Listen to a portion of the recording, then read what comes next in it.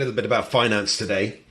Much misunderstood area of business, but I just wanted to get a couple of very simple principles out about finance within organizations. Finance basically is reported for a given period. In this case, I'm just going to use a month, and the top line of any financial report generally has revenues for an organization. So just imagine that 100,000 has come in to this organization in a period of 1 month. The next in line are the costs of sale. So those are the costs associated directly with delivering that revenue. Okay, now that will vary incredibly from one organization to another. And just so everybody knows, the accountants, nobody has a rule for this. This is about you and how you want to report it for your best understanding of the account.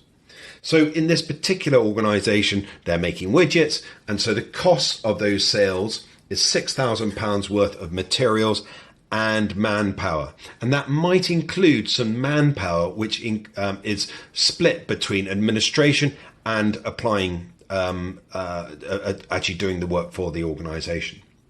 It's really important that you put everything possible into this calculation that you can get. Now, don't worry about being too accurate. You can use estimations. Estimations are perfectly good as long as they're approximately right. You don't need to be accurately right. Just approximations will work very well in this regard. So you might, within your accounting business software, have to move your what's known as nominal codes around so that you're actually able to include all the things that are calculated in that cost of sale area correctly. What's net of that is what's called the gross profit, which basically in this case is 40,000. Okay, so 40,000 is the gross profit for this particular period.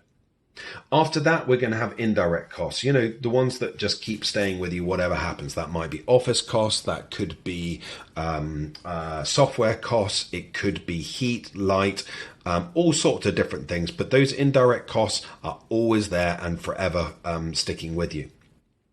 So in this particular organization, those indirect costs are 10,000, which will give you, once you calculate that through, a net profit of £30,000.